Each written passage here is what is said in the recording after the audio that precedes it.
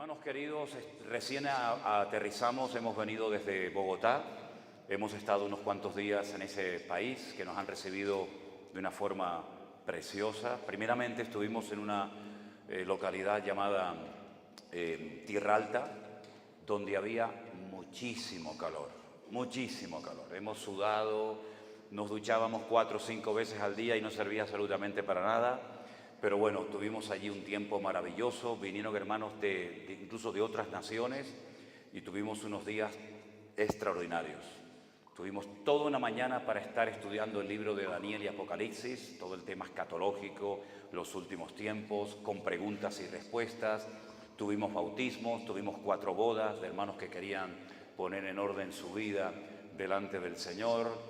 Bueno, la verdad es que fue un tiempo extraordinario. Tenemos una obra allí que hemos levantado a través del pastor Osman y su esposa Eneriet. Bueno, resulta que un año tuvimos la oportunidad de hacer una campaña evangelística junto con otro evangelista en una ciudad de España llamada Sevilla. Colocó este evangelista norteamericano una carpa enorme, gigantesca, y durante 3 meses todos los días predicábamos y alabábamos al Señor en aquella carpa. Recuerdo que una noche entró una parejita de jóvenes inconversos, pero con mucha hambre del Señor. Y ella me preguntó, hermano, una pregunta. El tema de los santos y de las vírgenes, ¿podemos orar y podemos invocar el nombre de todos esos santos y vírgenes? Y le digo, mira, ¿tienes Biblia en tu casa? Y me dije, sí, tengo Biblia. Digo, mira, vamos a hacer una cosa. Cuando llegues esta noche a tu casa, ábrela por el libro de Éxodo, por el capítulo 20. Tú vas a leer Éxodo capítulo 20, que habla de los 10 mandamientos, y mañana hablamos. Al día siguiente volvió a la campaña y le dije, ¿qué? Y me dice, problema solucionado. En Éxodo capítulo 20 el Señor prohíbe categóricamente el culto a imágenes hechas por las manos del hombre. Dice la Biblia que tienen ojos y no ven, y tienen boca y no hablan, y tienen oídos y no oyen, y tienen pies y no caminan. Y el Señor dice, al Señor tu Dios adorarás y a Él solo servirás. No damos culto a nada ni a nadie más que a nuestro Dios. Esa chica, esa jovencita, se casó con ese muchacho. Y cuando terminó la campaña, nació una iglesia. ¿Y saben quiénes son hoy en día los pastores de esa iglesia en Sevilla? Esa parejita, para la honra y para la gloria del Señor. Fuerte ese aplauso al Señor. Eso lo hace Dios. El poder de la palabra que cambia las vidas. Aleluya. Y en esa campaña resulta que había 2 hermanas norteamericanas que habían venido para ayudar a repartir folletos, para atender a la gente nueva, para hacer reuniones con la cantidad de niños que venían todas las tardes a los cultos. Y estas hermanas, yo les conté de mi carga, de mi deseo, del sueño que yo tenía algún día de poder venir a Sudamérica a predicar la palabra. Y ellas me dijeron, pues cuando termine esta campaña, nosotros nos vamos a ir como misioneras a Quito, a Ecuador. Y yo decía para mí, uy, yo quiero ir con ellas. Ellas vinieron a Quito y se vinieron a trabajar, no sé si ustedes lo conocen, a un ministerio que se llama Cristo para las Naciones. Es un seminario, una escuela bíblica. Disculpen, yo no sé si es buena o mala. Yo les cuento lo que ellas me contaron allí, ¿ok? Yo no sé nada de ese tema. Y entonces ellas hablaron con los maestros, con los directores de ese seminario, de esa escuela bíblica, y me dijeron, pues sería muy bueno que tú vinieras también como maestro y vinieras aquí a enseñar la palabra y hablaras de misiones, porque en aquel tiempo había mucho deseo de mandar misioneros a Europa, sobre todo a España, ¿no? Por la afinidad del idioma. Y aparte de eso, contacté con una emisora de radio que era la HCJB, y yo era un enamorado de la radio, he trabajado muchísimos años en radio, he abierto emisoras de radio, las he dirigido, y entonces me hacía también mucha ilusión conocer ese ministerio y de alguna manera poder aprender y colaborar. Teníamos todo preparado para venir a vivir a Quito. Teníamos un grupo de hermanos que nos iban a ayudar todos los meses con unas pequeñas ofrenditas para poder venir a Ecuador y vivir. Yo era el hombre más feliz del mundo porque por fin iba a venir a Sudamérica. En aquel tiempo estaba pastoreando una iglesia que abrimos en una región de España que se llama Galicia, de donde es mi esposa Elena, y nos visitó un misionero argentino. Predicó durante varios domingos, hicimos una amistad muy linda y le conté el sueño mío de venir a Sudamérica. Y le hablé de venir a Quito. Y me dijo, no, usted no vaya a Quito, usted no vaya a Quito. Digo, ¿y por qué? Dice, no vaya a Quito. Dice, mire, en este momento hay un avivamiento tremendo en Argentina, es lo que él me dijo. Hay campañas por todos los lados, tú eres un evangelista, has trabajado años en la calle y pienso que sería mejor que fueras a Argentina. Bueno, entonces, digamos que, bueno, espérate, ahora viene la A. Me convenció y nos fuimos a Argentina a vivir por fe, sin ningún tipo de respaldo económico. Nos fuimos un par de meses con una niña pequeñita de 3 años que era Priscila en aquel momento, que hoy en día tiene 34 años y con un niño, y nos fuimos a Argentina a vivir totalmente por fe. Llego el primer día a Argentina, me quedo en la casa del hermano, de ese hermano argentino que había conocido en España, y me dice, todos los martes se hace una reunión para pastores y obreros en una iglesia y me gustaría que vinieras y así te presentamos y los pastores te conocen. Digo, bueno, vamos para allá. Llegué a esa reunión, claro, todos los pastores eran pastores de iglesias de miles de personas, muy conocidos. Yo era una hormiga, sigo siendo una hormiga, ¿no? Pero aún más chiquitita en aquel momento, y cuando llego yo me siento en el último rincón. Aprender, solamente aprender de los grandes, de los importantes. Y resulta que hay un pastor que era el presidente en aquel momento de las Asambleas de Dios de Argentina. Y dice, tenemos hoy a un hermano español, un pastor, que está entre nosotros, le vamos a dar el honor hoy de que nos predique la palabra. A mí me temblaban las piernas de arriba abajo. Digo, ¿yo? ¿Predicarle a los pastores cuando yo he venido aquí a aprender? Yo no soy nada.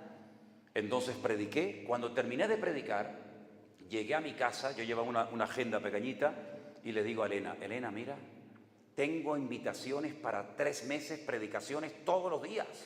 Y me dice, 3 meses, será 3 días. Digo, no, 3 meses. Hermanos, todos los días había culto en aquella época en Argentina, había un avivamiento del Señor espectacular, había campañas por todas partes. 3 meses todos los días llené la agenda. Y cuando ibas a una iglesia, esa iglesia te invitaba a otra iglesia, a un campamento, a un retiro. Año y medio estuvimos viviendo en Argentina en aquel viaje. Hasta que después dijimos, bueno, ya es tiempo de regresar a España. Y cuando regresamos, pues seguimos con nuestro ministerio, que ya ha cumplido 41 años sirviendo al Señor a tiempo completo. Empecé muy joven a predicar el Evangelio, a servir al Señor. Fui el pastor más joven de España, con 19 años. Me dejaron al frente de una iglesia.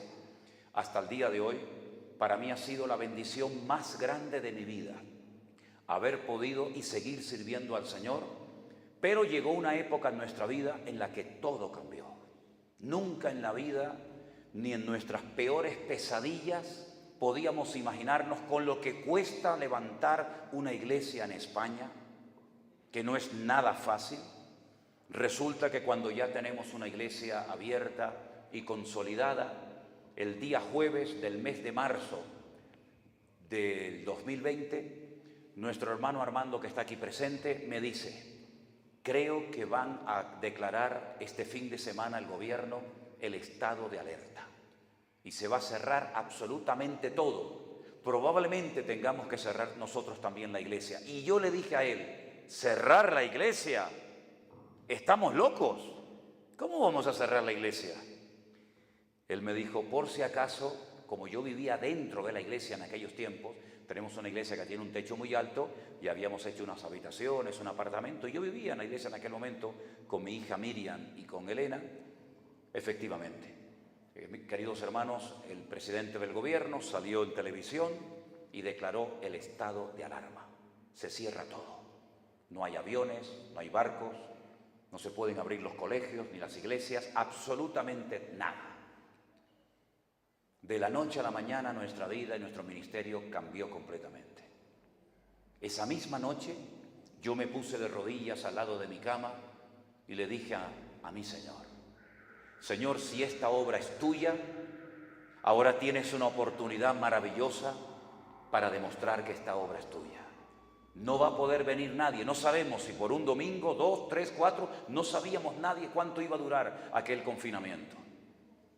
Bueno, comenzamos a predicar como si estuviéramos en pleno culto, el día jueves a las 7 de la tarde, el día domingo a las 6:30 de la tarde. Cogí mi guitarra y con mi hija Miriam y con Elena, que tuvo que aprender en 5 minutos cómo se maneja una consola de sonido, allí comenzamos a predicar un día y 2 y una semana y otra. Y muchas veces, créanme, muchas veces estuve tentado a dejar de predicar porque pasaba por mi mente el pensamiento de ¿quién está escuchando este mensaje? ¿Quién está viendo esta predicación? Yo no tenía ninguna referencia. Tal vez los que ven los canales que tenemos, pues ven ahí a una persona predicando, ven a alguien cantando, pero yo no veo absolutamente a nadie. Yo veía toda la iglesia vacía.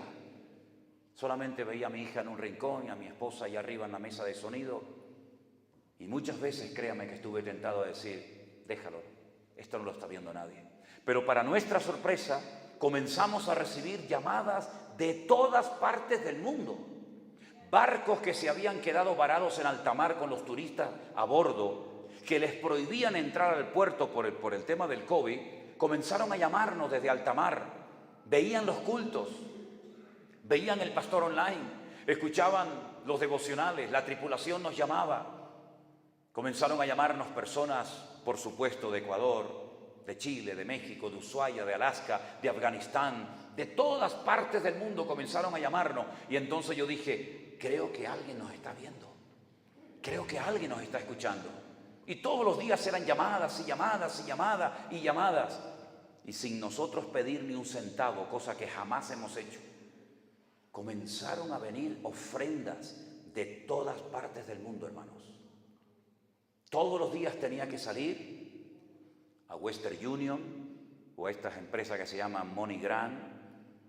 Mandaban ofrendas de 20 euros, 1000 euros, 60 euros, 40 euros, 400 euros, 100 euros. Hermanos, miles y miles de euros. Decíamos, Señor, ¿pero qué está pasando? Podíamos pagar los locales, podíamos ayudar a hermanos. La iglesia comenzó a hacer algo al revés. En vez de la iglesia ayudar a los gastos, era la iglesia la que comenzó a ayudar a pagar, hermanos, sus alquileres, a poder ayudarles a comprar comida. Y el Señor comenzó a prosperar la obra de una forma tremenda. Y comenzamos a darnos cuenta de que la gente se estaba reconciliando con el Señor. Gente que hacía 10, 15 y hasta 20 años que habían dejado de congregarse. Gente que habían salido de iglesias muy heridos, muy lastimados. Gente que habían sido víctimas de una mala enseñanza. Gente que tenían miedo. Gente que decían, pero ¿es verdad que para bautizarme tengo que pagarle durante un año un sueldo al pastor en la mano? Yo decía, ¿pero cómo? ¿Y es verdad que tengo que arrepentirme de los pecados que hicieron mis antepasados porque puede ser que hoy en día tenga demonios o esté bajo maldición? Y comenzamos a oír tantas locuras que me propuse comenzar a enseñar por las redes sociales, pues lo que hay que enseñar, única y exclusivamente la Biblia, la palabra de Dios, la sana doctrina, la espada del Espíritu. Y comenzó la gente a reconciliarse con el Señor y comenzaron familias a reconciliarse entre ellos y centenares de católicos comenzaron a leer por primera vez en la vida la Biblia y comenzaron a convertirse y comenzaron a ver milagros en sus vidas. Porque cuando una persona se acerca a Dios, cuando una persona le cree a Dios y comienza a estudiar y a interiorizar las grandes verdades de la palabra de Dios, esa vida, esa familia, ese ministerio, esa persona cambia radicalmente y nunca más vuelve a ser la misma persona. Y nos dimos cuenta de que había personas que se habían convertido con esta pandemia, como algunos la han llamado la bendita pandemia, ¿no? Y entonces me pregunté, Señor, ¿y qué vamos a hacer con toda esta gente? ¿A dónde los vamos a mandar? Si hay personas que donde viven no tienen iglesias. Hay personas que donde viven a lo mejor tienen una iglesia, pero de una doctrina terrible. Y entonces oré al Señor y clamé a Él.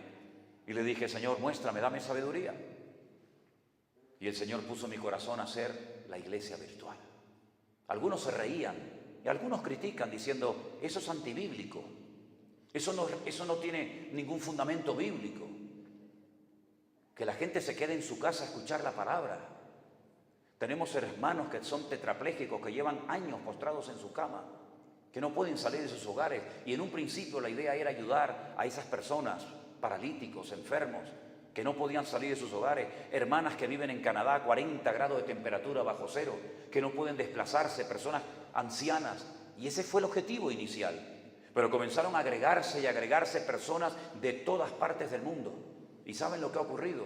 En el buen sentido de la palabra, una revolución para la honra y para la gloria del Señor. Miles para la gloria de Dios.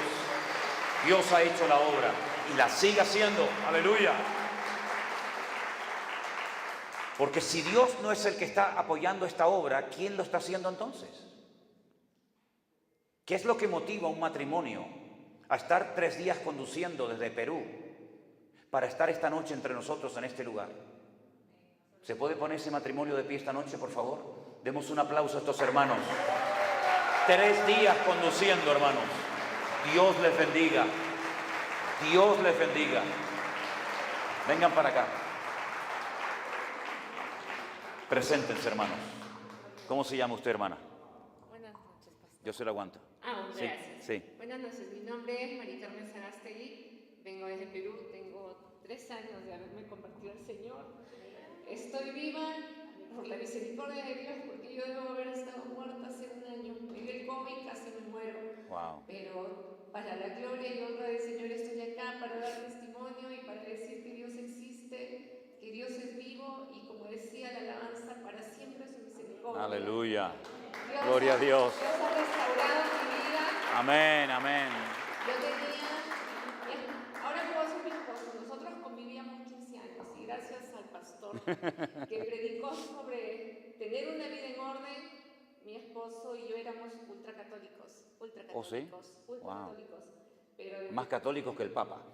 creo que más católicos. Pero el Señor me tocó, Tremendo, me tocó un 31 de diciembre del 2018 a las 8:30 de la noche en mi habitación. Y caí rendida a Él.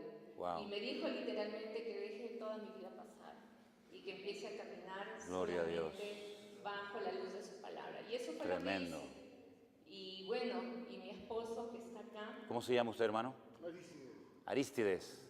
Hermano, yo les quería preguntar, sinceramente, ¿qué les motiva a ustedes para venir 3 días conduciendo y 3 días de vuelta? Sí. Porque no se van a quedar a vivir acá, ¿no? No. Tienen que volver. Tenemos que regresar. ¿Qué les motivó a ustedes venir aquí hoy, esta noche, estos días? Le voy a decir, en primer lugar, escuchar la palabra de Dios de nuestro pastor, porque lo consideramos nuestro pastor. Cuando yo Tremendo. empecé a escuchar la primera predica que fue sobre el orden mundial, Oh, sí. el nuevo orden mundial, el Señor puso en mi corazón el poderlo conocer. Y con mi esposo conversamos este Tremendo, año de poder ir el año que viene a Islas Canarias a Wow. conocerlo. Gloria a Dios. A conocerlo. Y Pues se ahorraron el pasaje, vine yo a visitarles. A ¿Qué les eso- parece? A eso iba, Qué ¿no? maravilloso, ¿no? Porque sacamos cuentas, ahora sabemos cómo está la economía en todo el mundo, sacamos Sí, cuentas. cierto. Y bueno, y era unos buenos miles de euros. Sí, señor. Pero el Señor es bueno y misericordioso y su amor es infinito. Entonces, Él hizo que el pastor venga. Cuando vi que venía a Colombia, luego vi Ecuador, Quito, y dije, no, nosotros nos vamos. Y en ese mismo día me puse en contacto con el hermano Steven, le escribí, me contestó, me matriculé. Qué bueno. Y venimos, como dice, 3 días. Salimos el lunes 9:30 de la mañana. Wow. Llegamos anoche a las 7 de la noche. Increíble. Y aquí Increíble. estamos para Gloria a Dios. Amén. ¿Quiere decir algo? Tremendo, ¿eh? Tremendo. Qué barbaridad. Sí, Señor. Qué bueno, hermano. Fuertes aplausos al Señor. Una bendición, de verdad. Una bendición. Aleluya. Qué lindo. Gloria a Dios. Aleluya. Tremendo, hermanos. Tremendo. Lo que hemos visto en estos 2 últimos años no lo habíamos jamás ni siquiera imaginado, queridos hermanos. Créame, de verdad, ¿eh? Jamás. Porque todo esto es producto de un mover del Señor. Está trayendo como un renuevo, una frescura a los que siempre tuvieron hambre por las cosas de Dios. Yo he dicho muchas veces, y probablemente ustedes, algunos lo recordarán, que en marzo del 2020, cuando comenzó todo esto que afectó a todas las naciones de la tierra, nunca se habían cerrado todas las iglesias del mundo, jamás. Las evangélicas, las católicas, nadie podía salir a ninguna parte. En España solamente se podía salir al supermercado a comprar o a pasear al perro. Y nunca le di tantas gracias a Dios por mi perro como en aquellos días. Lo tenía agotado. Lo sacaba por la mañana, por la tarde, por la noche. La gente llamaba para alquilar los perros para poder pasear por las calles, hermano. Créame. La gente que odiaba a los perros se hicieron amantes de los perros, porque era la única posibilidad de poder salir a la calle un poco, ¿no? Pero mis queridos hermanos, en estos 2 años hemos visto tanta bendición del Señor. Una de las frases que más he oído, cuando dicen los hermanos, se me cayeron las escamas de los ojos. Por fin entendí para lo que vino el Señor. Por fin entendí el Apocalipsis. Por fin entendí tantas cosas que nunca en mi vida me habían explicado. He bautizado en estos días a un grupo de hermanos y una de las personas que más me impactó, una señora de más de 80 y tantos años. Cuando ella dijo, en ese día del bautismo, quiero poner mi vida en orden, quiero agradar al Señor y quiero dedicar los últimos años de mi vida a prepararme para la venida del Señor. Hermanos, se te ponen los pelos de punta cuando escuchas personas, ¿verdad?, que hacen un esfuerzo tremendo, ¿verdad?, como ustedes, hermanos, y como todos ustedes prácticamente, para venir a este lugar. Y yo estoy plenamente convencido de que ustedes, no porque nos hayan conocido a nosotros, ni muchísimo menos, sino que Dios es galardonador de los que le buscan. Y créame que como pastor les digo sinceramente esto, apláudele al Señor si quiere. Y créame que como pastor, muchas veces, cuando la gente me llamaba y me contaba todo lo que habían padecido, todas las falsas doctrinas, todas las cosas terribles que se han metido en las iglesias, contaminándolas, etcétera, etcétera, yo decía, Señor, ¿hasta cuándo? ¿Hasta cuándo, Señor? Yo cuando me convertí hace muchos años atrás, el evangelio era una maravilla. Era todo tan simple, tan sencillo, tan bonito. Lea la Biblia, ore, busca al Señor y ya está. Y no había tanto lío y tanto rollo que tienen que hacer esto, que tienen que hacer. He visto hermanos agotados en las iglesias.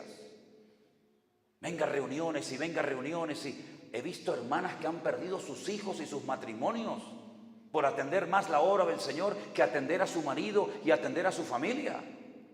He visto pastores que se han agotado tratando de servir al Señor y han perdido lo más hermoso que tienen unos padres, como son sus hijos. Y yo ante todo esto yo decía, pero Dios mío, pero haz algo, Señor. Y yo no digo que solamente a mí me haya escuchado el Señor, seguramente más de uno también lo habrá hecho y pedido. El Señor dijo, basta, todo el mundo dentro de las casas. Y el Señor nos dio tiempo para reflexionar qué estábamos haciendo con nuestras vidas. ¿Por qué creíamos lo que creíamos? ¿Por qué predicábamos lo que predicábamos? Y esos que decían siempre, es que no tengo tiempo para orar porque estoy tan ocupado y no tengo tiempo para leer la Biblia, ni siquiera para ir al culto, pues ya verás cómo vas a tener tiempo. Y el Señor nos paró a todos. Y ahí tuvimos tiempo para reflexionar, y ahí tuvimos tiempo para orar y para tener comunión en la familia. Y tuvimos tiempo para oír la voz de Dios. Porque el pueblo de Dios habla y pide y canta y reprende y declara y tantas cosas. Pero yo pregunto, ¿y a Dios cuándo lo oímos? Porque si además se ha dejado de predicar la palabra y los cultos de muchas iglesias se han convertido en teatros, en circos, en grandes megaconciertos, ¿cuándo oímos como iglesia la voz de Dios? ¿Es que acaso no dice el Señor a su pueblo, el que tiene oídos para oír, oiga lo que el Espíritu dice a la iglesia? Lo dice 7 veces, para que no haya ninguna duda de que Dios quiere hablar y comunicar cosas a su pueblo. Pero su pueblo está tan ocupado en tantas actividades, tan entretenido en tantas cosas, que se olvidan que lo principal no es atender tanto la obra del Señor, sino pasar más tiempo con el Señor de la obra. Y mis queridos hermanos, leyendo en estos días el mensaje del Señor a la iglesia de la Odisea, yo pensaba, digo, Señor, esto que le pasó a esta iglesia ¿Cuántas iglesias están viviendo esta realidad? En el libro del Apocalipsis, queridos hermanos, el último mensaje que el Señor le da a la iglesia de la Odisea, le dice así. Mientras están buscando ese texto en Apocalipsis capítulo 3, permítame decirles que el libro del Apocalipsis no se escribió para asustar al creyente, sino todo lo contrario. El libro del Apocalipsis es verdad que tiene un lenguaje diferente a los demás libros de la Biblia. Aparecen una serie de cosas que no aparecen en ninguna otra parte de la Escritura, pero se escribió como una revelación del Señor Jesucristo a la iglesia, para que la iglesia supiera cómo tenía que comportarse en los tiempos finales, para que la iglesia no estuviera distraída ni despistada, sino que supiera en todo momento discernir e interpretar adecuadamente las señales de los tiempos. Y el Señor decide escoger a 7 iglesias, que hoy en día, dicho sea de paso, no existe ninguna de ellas, porque todas estaban en lo que hoy en día es Turquía. Y Turquía es un país 100% musulmán. No digo que no haya cristianos, pero estas iglesias como tal ya no existen. Pero en aquel momento eran iglesias importantes. Probablemente todas, directa o indirectamente, fueron fundadas por el apóstol Pablo y sus compañeros de viaje, como Silas, Timoteo, Tíquico, etcétera, etcétera, ¿verdad? Él utilizó la iglesia de Éfeso como la base, como la iglesia madre, y de ella salieron obreros a todas partes y fundaron iglesias en Sardis, en Tiatira, en Filadelfia, en la Odisea, en Pérgamo y en muchas poblaciones. Y cada iglesia era diferente, ninguna perfecta, ninguna completa, pero todas recibieron su respectivo mensaje.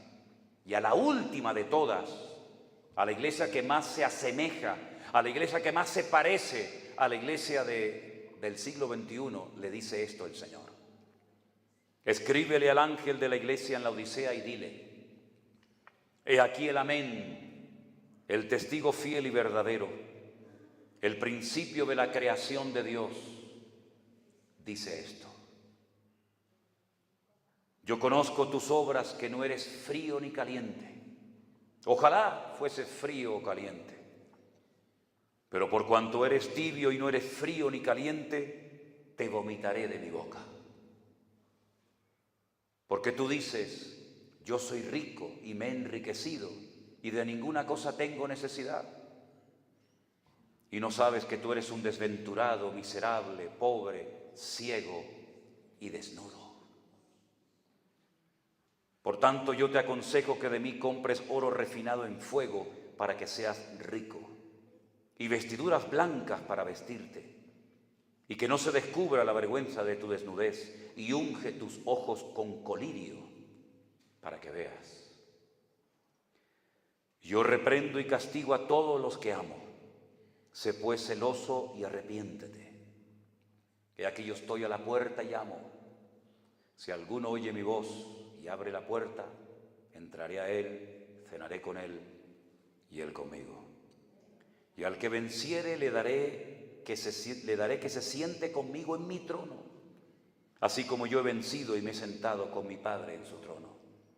Y termina, como siempre termina el mensaje a las iglesias: y el que tiene oídos para oír, que oiga lo que el Espíritu dice a las iglesias. ¿Cuántos dicen amén? Amén. Cierre sus ojos un instante, por favor.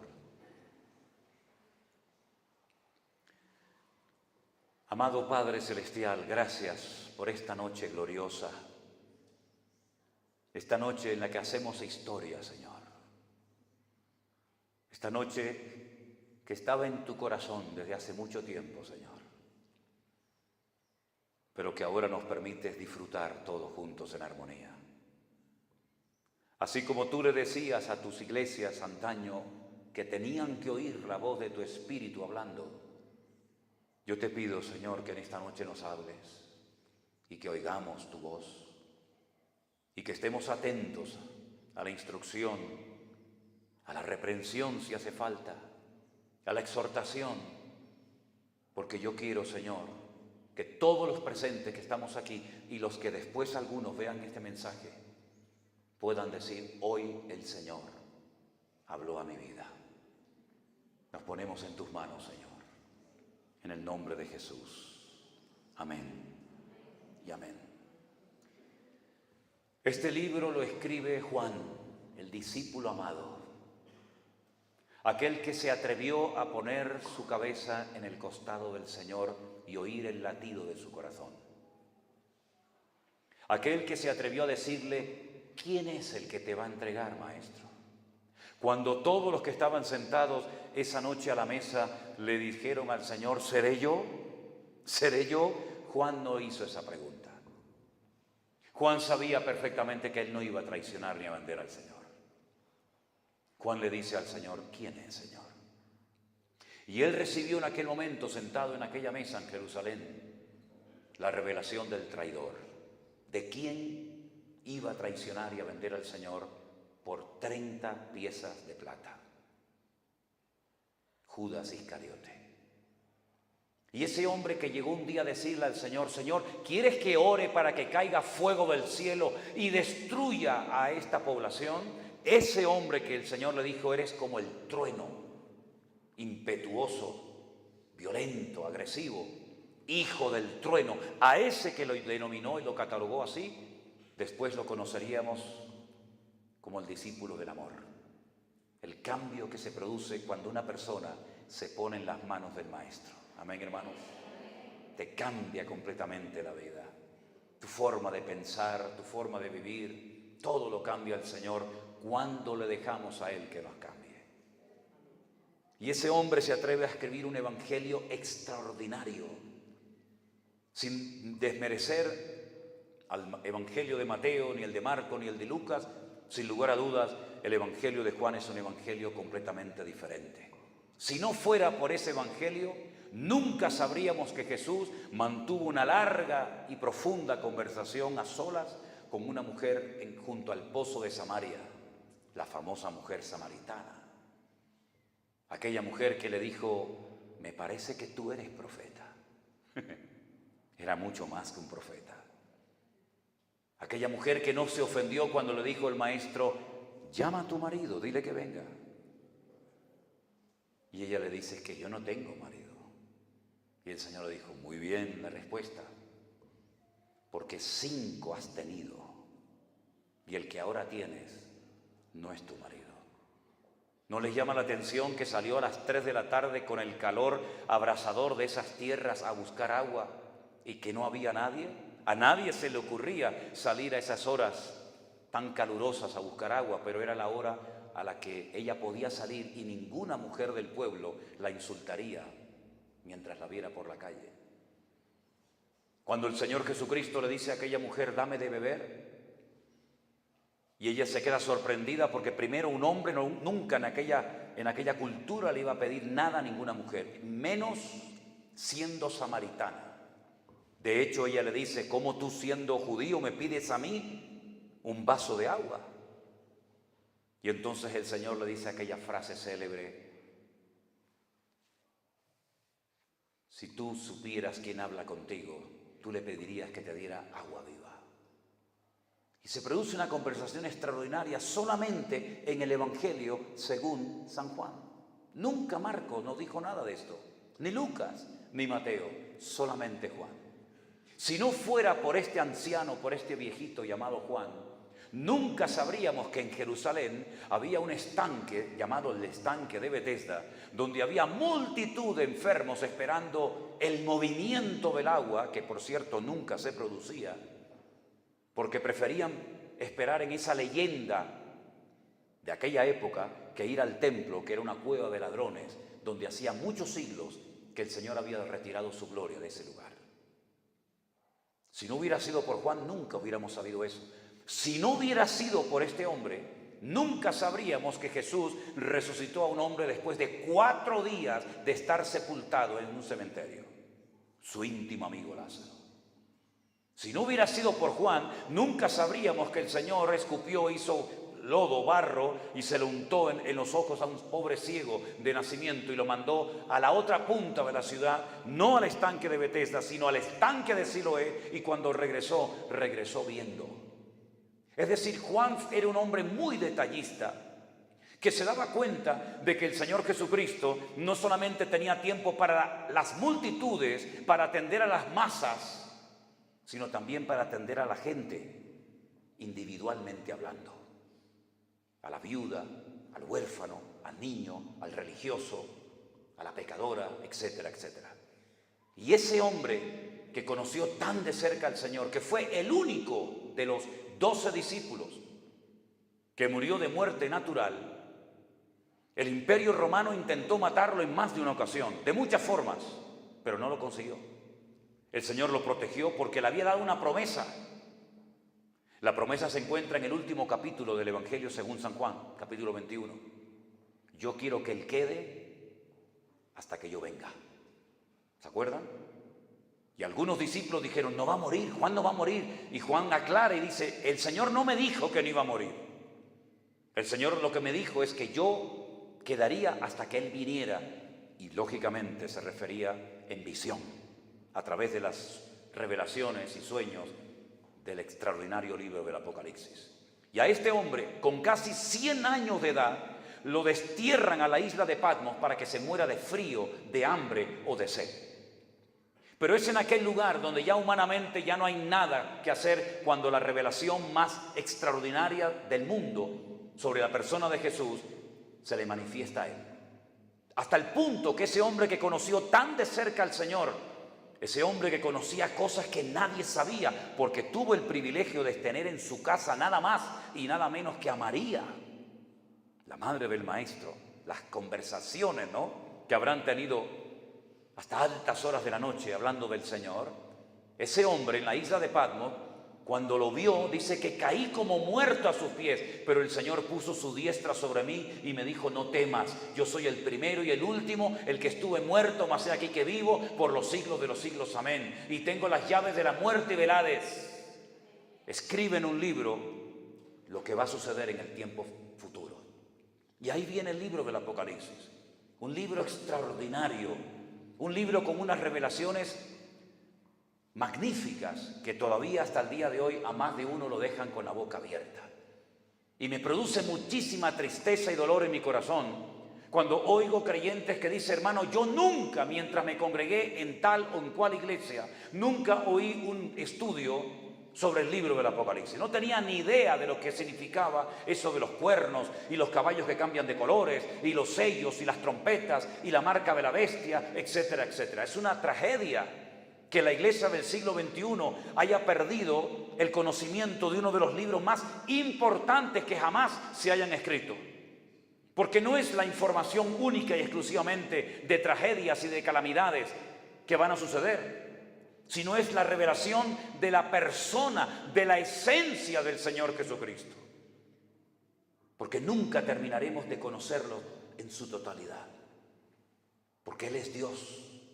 Y a Dios nunca terminaremos de conocerlo tal y como Él es al 100%. Por eso necesitamos una eternidad, porque por mucho que leamos, por mucho que estudiemos, por muchos diplomas que obtengamos en la vida, nunca en esta vida, con tantas limitaciones de toda índole, podremos llegar al conocimiento de lo que es nuestro Dios y de las grandezas de nuestro Dios. Amén, hermanos.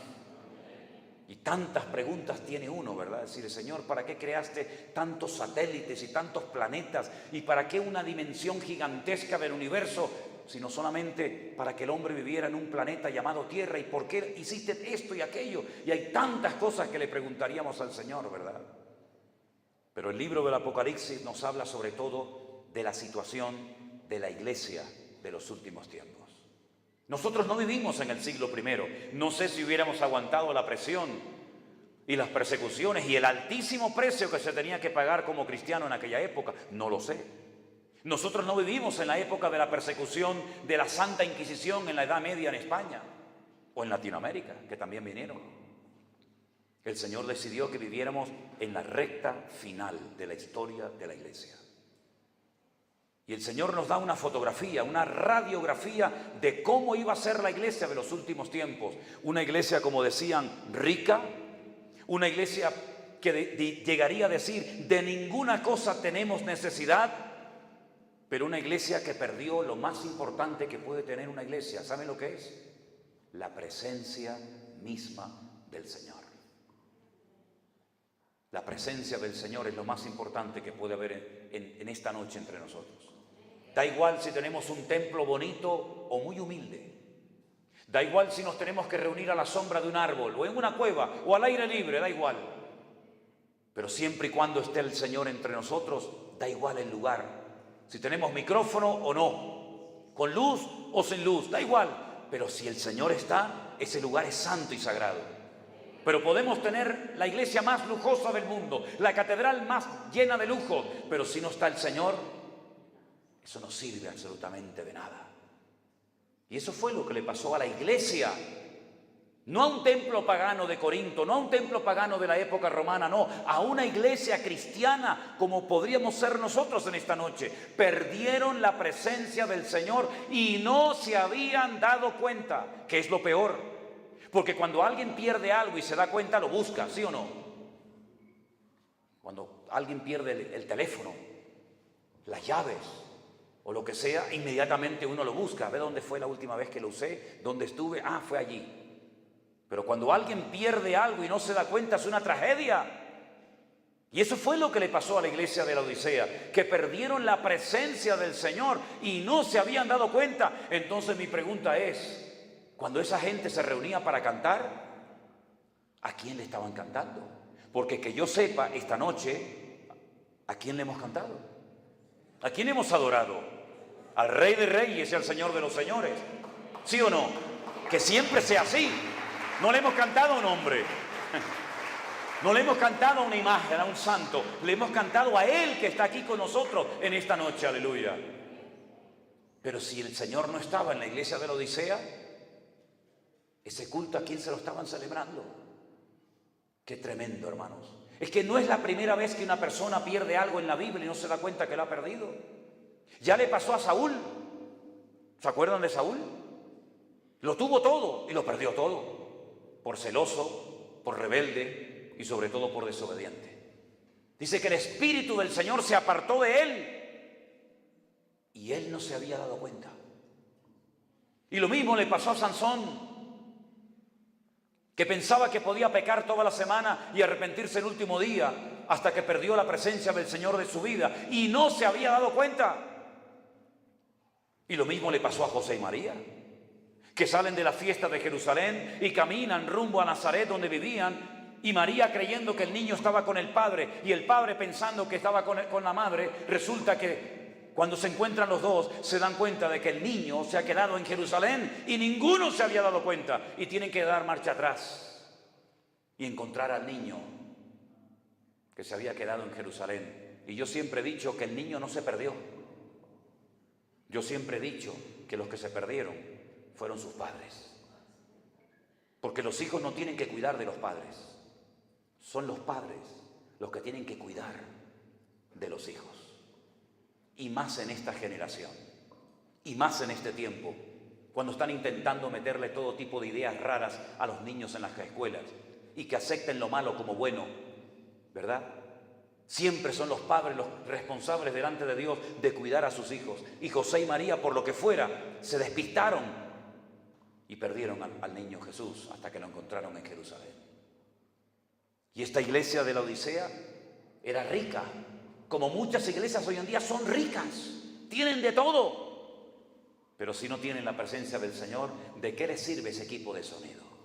¿De qué les sirve ese salón que es una joya? ¿De qué les sirven esos instrumentos? ¿De qué les sirve lo que tienen si no son el tipo de persona que Dios quiere que sean? Lamentablemente a veces el espíritu del mundo, el método, el sistema del mundo, la corriente del mundo se ha metido dentro de la iglesia. Y los únicos que podemos frenar la descomposición moral y espiritual del planeta Tierra, ¿saben quiénes somos? Nosotros. Jesús dijo, vosotros sois la sal de la tierra, pero si la sal no hace su función, será pisoteada. ¿Qué es lo que quieren? Pisotearnos, borrarnos de la faz de la tierra. Pero mientras estemos aquí, tenemos que clamar por nuestros países, por nuestros hijos. Tenemos que orar al Señor para que la maldad no siga y siga y siga y siga, sino que nosotros seamos esa luz sobre un monte que no se puede esconder, sino que sepan que todavía existe amor en la tierra y todavía hay restauración en los matrimonios y todavía hay respeto y orden y cariño y perdón y tantas cosas. ¿Dónde? En la iglesia, en la casa de Dios. porque ya eso en el mundo ya se perdió hace mucho tiempo. ¡Qué responsabilidad tan grande tenemos! Yo sé que es muy importante trabajar y dar una carrera y unos estudios a los hijos. Me parece muy bien, yo no tengo nada en contra de eso. Pero hay ciertas y determinadas situaciones y problemas en la vida que no se solucionan ni teniendo 20 carreras, ni siendo millonario. Porque los ricos y los cultos y los sabios también lloran y también se deprimen. Hace unos días estaba escuchando el testimonio de un cantante muy famoso que dijo: lo llegué a tener todo lo que se puede anhelar y tener en esta vida, y cuando lo tuve todo en la mano me sentía el hombre más miserable de la tierra, un vacío tremendo en mi corazón, porque uno lucha por tener una casa, por tener un coche, por tener, y cuando lo tienes, el vacío aún es más grande que cuando no tenías todo eso. Y es que ya lo dijo hace muchos siglos un famoso filósofo francés llamado Pascal. Él dijo una frase tremenda: cuando Dios creó al hombre, le dejó en su corazón un hueco con la forma de Dios. Y hasta que Dios no llene ese vacío, nada ni nadie podrá llenarlo. Podrás probar lo que quieras, podrás viajar, podrás emborracharte, podrás drogarte, podrás tener lo que quieras, pero si Dios no está en el centro de tu corazón, te sentirás como un ser miserable y vacío, porque te das cuenta que después de haber llegado a la cúspide y de haber tenido todo, no tienes nada y estás vacío. Y te pasa exactamente lo mismo que cuando uno se atreve a leer la Biblia desde el principio, que ya la Biblia describe lo que le iba a pasar en el mundo espiritual al hombre, pero lo describe desde el mundo natural, diciendo: y la tierra estaba desordenada, vacía y en tinieblas. ¿Y cómo está el corazón del hombre sin Dios? Desordenado, vacío y en tinieblas. Y el único que puede cambiar esa soledad en una presencia permanente, y el único que puede quitar esas tinieblas en luz, y el único que puede quitar todo lo negativo y todo lo malo de tu vida, es tu Creador, tu Señor, que se llama el Rey de Reyes y el Señor de Señores, nuestro Señor Jesucristo. ¡Aleluya! Así es. Pero algunos, en su ignorancia, porque es así, dicen: es que yo no necesito nada de esto que ustedes predican, porque yo tengo una religión. Yo soy, y te dicen su religión. Muy bien. ¿Y usted sabe lo que significa la palabra religión? Muchos no saben.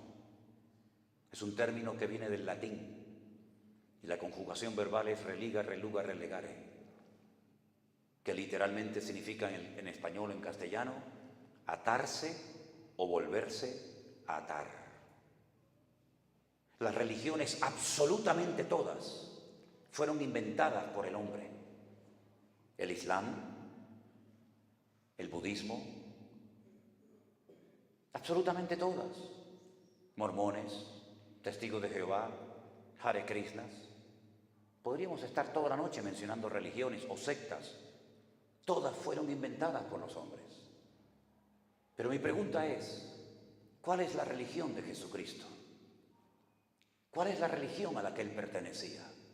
¿Sería tal vez Jesucristo católico? El catolicismo fue inventado en el 400 y pico después de Cristo. No existían curas, ni monjas, ni templos, ni catedrales durante los primeros 400 años del cristianismo. No existía la sagrada forma o la Eucaristía, la confesión auricular, el Dios te salve María, ni siquiera el credo. No existía absolutamente nada, ni el rosario, no existía nada del mundo católico. Jesús nunca fue católico, Jesús nunca hizo la confirmación, Jesús nunca se confesó ante un cura, Jesús no se bautizó en una pila bautismal por un sacerdote. Entonces, ¿cómo era Jesús? Jesús era de raza judía. Su padre era judío, su madre era judío, sus antepasados eran judíos. Si usted quiere saber cómo se llamaban los padres de José y María, vaya a la genealogía de Mateo capítulo 1 y podrá ir hacia atrás y sabrá cómo se llamaba el padre, el abuelo, el tatarabuelo, etcétera, etcétera, hasta llegar a Judá, el hijo de Jacob. Ninguno de ellos fueron católicos, por cierto, y tampoco evangélicos, porque tampoco la palabra evangélicos, pentecostales, metodistas, anglicanos, luteranos aparece en la Biblia, ninguna. Pero él una vez se autodefinió y dijo: yo, primera persona del singular, yo he venido para darles vida y vida en abundancia. Él fue un enemigo acérrimo de la religión de su época, el judaísmo. El mensaje más duro de la Biblia, el mensaje más contundente de Jesús, lo lanzó contra los escribas y fariseos de la época, es decir, los profesionales de la religión. Mateo capítulo 21 los llama sepulcros blanqueados. Existía y existe hasta el día de hoy la costumbre en Israel de vez en cuando ir por los cementerios y pintarlos. Y Jesús dijo: ustedes son como esos sepulcros blanqueados, recién pintados, bonitos por fuera, pero llenos de muerte por dentro. Así sois vosotros. ¿O es que acaso nos hemos olvidado de que el Señor Jesucristo entró en el templo de Jerusalén, el centro religioso de la época, y volcó las mesas? Y les dijo a los religiosos de la época, a las máximas autoridades, a los sumos sacerdotes, Anás y Caifás, el suegro y el yerno, que tenían un negocio montado en el templo: habéis convertido mi casa en cueva de ladrones. Y mi casa tenía que haber sido una casa de oración, y esto es una cueva de ladrones, donde se comercia con la gente, donde la gente tiene que ir al estanque de Betesda a esperar un milagro, porque aquí no pasa nada, porque aquí, igual que la iglesia de la Odisea, hace mucho tiempo que mi Padre no habita ni se mueve en este lugar, y ellos no se habían dado cuenta. El mensaje más duro del ministerio de Jesús no lo lanzó a sus discípulos ni a las multitudes, sino a los escribas y fariseos, ¿verdad?, llamándolos hipócritas. Una vez fue a predicar a la sinagoga de uno de ellos y se dio cuenta de que había una mujer que hacía 18 años que estaba encorvada, totalmente encorvada, no se podía enderezar, y Jesús le dice: ven, ponte aquí. Le pone las manos encima, ora por ella, y al instante, mis queridos hermanos, al instante dice que se enderezó y comenzó a glorificar a Dios. Después de 18 años de asistir a aquella reunión religiosa, el Señor la sanó y le cambió la vida. Y el principal de la sinagoga, en vez de haber dicho: gloria a Dios, qué tremendo, ¿puedes venir a predicar el próximo día? ¿Pueden venir, hermanos, para que este hombre ore por ustedes? No, dice que se enfadó con Jesús, se enfadó con el Señor, el santo, perfecto, varón de Dios. Y le dice a la gente: 6 días hay en los que pueden venir, pero no vengáis a la sinagoga en día de reposo. Para que ustedes sepan, los judíos solamente se reúnen un día a la semana, el Shabbat, el día de reposo. ¿Qué está diciendo este hombre? No vengan en el día de reposo, porque no los voy a atender. Vengan durante la semana, que tampoco los voy a atender, porque no tenemos reunión ni la puerta del templo abierta. Y Jesús se le queda mirando y le dice: tú eres un hipócrita. Así era el Señor. Y le dice: resulta que esta mañana te has levantado, has cogido tu buey o tu asno, lo has desatado, lo has llevado a beber, después lo llevas otra vez al pesebre, lo vuelves a atar, y aquí no ha pasado nada.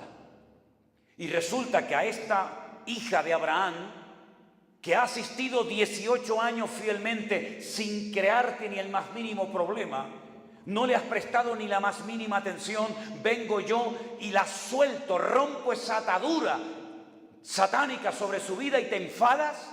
Tú eres un hipócrita, hombre. Pero hermanos, ¿cuántas personas hoy en día le dan más derechos a un perro, a una foca, a una ballena, que a una criatura que está en el vientre de su madre, y lo tiran al cubo de la basura porque molesta? Ese es el mundo de hipocresía, de doble moral en el cual vivimos. Y los únicos que podemos marcar una diferencia somos los cristianos, los que hemos aceptado y recibido al Señor Jesucristo en nuestro corazón como nuestro Señor y Salvador personal. Pero si nosotros callamos El Señor Jesucristo llegó a decir, pues las piedras tendrán que hablar, porque si ustedes callan ya no hay ninguna posibilidad de cambio en la sociedad. ¿Por qué la gente ha cambiado? ¿Por qué la gente ha pasado de muerte a vida? ¿Por qué la gente ha tenido el gozo y la paz en su corazón? Porque alguien ha predicado, porque alguien ha hablado de Cristo. Pero si calláramos, el mundo se iría al desastre más absoluto, que es lo que intenta el mundo, taparnos la boca. Que no hablemos, que no denunciemos el pecado. Incluso hay en algunas iglesias donde ya la palabra infierno, no hable de eso, pastor, porque la gente se enfada. No hable de pecado, no diga eso. Porque hay unas cuantas personas en la iglesia que dan dinero. Y si usted habla de pecado, se van a ir y perdemos dinero y ofrenda y poder adquisitivo. ¡Qué vergüenza! ¿A dónde ha llegado la iglesia del Señor? ¿Verdad? ¿No dice la Biblia que un día Jesús predicó y algunas personas se marcharon ofendidas? ¿Lo dice eso en su Biblia? Lo dicen todas las Biblias del mundo. ¿Qué hicieron los discípulos cuando notaron que mientras predicaba Jesús la gente se levantaba y se marchaba muy ofendida con él? Maestro, hoy la gente se ha sentido muy ofendida contigo, como diciéndole, afloja un poco, no seas tan exigente, sé un poco más diplomático, porque como sigas así te vas a quedar más solo que la una. ¿Qué dijo el Señor? ¿Se han ido ofendidos hoy porque les he predicado la verdad? Si ustedes también se quieren marchar hoy, aprovechen y váyanse ahora mismo. Pero yo no voy a bajar el nivel, ni voy a predicar lo que la gente quiere oír, para tener a más multitudes, para tener más gente y más aplausos. Tenemos que recuperar el valor perdido. Hemos sido valientes para emborracharnos, hemos sido valientes para engañar, hemos sido valientes para robar, hemos sido valientes para drogarnos, hemos sido valientes para tantas cosas, pero luego para Dios parece que esa valentía se difuma, se diluye y somos unos cobardes, ¿verdad? Pero yo creo que ha llegado la hora de decirle al Señor que nunca nos pase la tragedia que le pasó a la iglesia de la Odisea, que te perdió y tú dices, estoy a la puerta y llamo y nadie se entera, nadie me abre, como cuando el Señor sacó a Pedro de la cárcel, ¿se acuerdan? Pedro toda la noche en la cárcel, la iglesia orando, manda el Señor un ángel, lo saca de la cárcel y llega a la casa donde estaba la iglesia reunida y resulta que toca la puerta. Va una muchacha a abrir la puerta y dice, Pedro, ábreme, que estoy fuera. Y la muchacha entra al culto y le dice a los hermanos, Pedro está fuera. Y le dicen en el culto los hermanos, cállate hermana, por favor, estás loca. Oiga, que no me estoy inventando nada, es que esto lo pone en la Biblia. Lo llamaron loca. Los hermanos de la iglesia le dijeron, loca. Ese no es Pedro, ese es el ángel de Pedro. Uf, qué espirituales, el ángel de Pedro. Pero una pregunta, ¿este culto de oración para qué lo hemos hecho? ¿Para que el Señor cuide a nuestro pastor, a Pedro, y lo traiga pronto, sí o no? ¿Y ahora que está en la puerta, le llamamos loca a la hermana? ¿No será que ustedes son los locos y aquí la única cuerda es esta muchacha? Tardó más la iglesia en abrirle la puerta a Pedro que el Señor sacarlo de la cárcel. Somos nosotros los que a veces impedimos que el Señor se manifieste. El Señor no tiene problemas con los inconversos. Muchas veces el freno lo ponen los mismos cristianos. Cuando llaman loco a uno que quiere hacer algo diferente y no le creen. O cuando algunos dicen, no, ya Dios no hace milagros, pero porque ellos no creen que Dios pueda seguir haciendo milagros hoy en día. Y entonces predican desde sus púlpitos y predican desde sus libros que ya cuando murieron los apóstoles ya se acabaron los milagros, pero no porque realmente sea así, sino porque ellos no tienen la fe para creer que Él es el mismo ayer, hoy y por los siglos. Todavía sigue habiendo cristianos hoy en día que impiden la gloria del Señor en la iglesia. Todavía sigue habiendo cristianos hoy en día que le dicen al Señor, déjalo Señor, déjalo, no quites la piedra, no lo quites. Todavía sigue habiendo cristianos que dicen, vamos a seguir como estamos, sin meternos con nadie, sin meternos en líos por si acaso. Yo he venido para que ustedes pierdan el miedo al hombre Y el único respeto que le tengan en esta vida, se lo tengan solamente al Señor. Es imposible caerle bien a todo el mundo, totalmente imposible. Ni el Señor Jesucristo le agradó a la gente, a todos. Pero nosotros no estamos en este mundo para agradar a la gente. Nosotros estamos aquí para predicar las virtudes de aquel que nos llamó de las tinieblas a su luz admirable. ¿Cuántos dicen amén en esta noche? Fuertes aplausos a nuestro Dios, hermanos. Dios les bendiga y que el Señor nos guarde. Aleluya. Vamos a orar, por favor. Cierre sus ojos y pidámosle al Señor que nunca nos pase lo que a esta gente le pasó. Mucho templo, mucha riqueza, mucho de esto, mucho de aquello, pero lo principal, que era la presencia del Señor, la perdieron. Hermanos queridos, le dijo Moisés al Señor: si tú no vienes conmigo, yo de aquí no me muevo. Y hoy tenemos que decirle al Señor con todo nuestro corazón: Señor, yo no quiero presumir de una religión. Yo lo que quiero es tenerte a ti, Señor. Porque las religiones sabemos hasta dónde pueden llegar. Pero el Señor Jesucristo hasta la muerte la venció, resucitando al tercer día. Y te pedimos, Señor, humildemente en esta noche que nunca, jamás, ni a nivel personal, ni a nivel de congregación, perdamos la gloria y la presencia de Dios de nuestras vidas. Que no nos enredemos tanto en las cosas de este mundo, en el materialismo y tantas otras cosas, que al final lo más importante, que era buscar primeramente el reino de Dios y su justicia, nos olvidemos de eso. Guárdanos, ayúdanos a mantenernos siempre bien cerca de ti, Señor. Y contra viento y marea predicaremos tu palabra hasta las últimas consecuencias, si hace falta.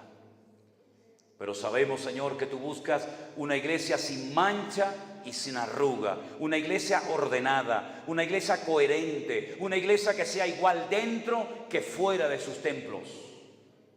Y para eso hoy en día, Señor, necesitamos pedirte mucha ayuda y mucha bendición, porque por nuestras fuerzas no podremos nunca llegar a ninguna parte. Pero tu palabra dice: todo lo puedo en Cristo, que me fortalece. Ayúdanos, Señor, a mantenernos firmes y cerca de tus caminos, y bendice a todas y a cada una de las familias aquí representadas en esta noche. Y haz tú lo que quieras en nosotros, porque al fin y al cabo te pertenecemos. Pedimos todo en esta noche en el nombre bendito de Jesús. Amén y amén. Dios les bendiga, mis queridos hermanos. La bendición de Dios sea con todos ustedes. Bendiciones. Amén. Hermano.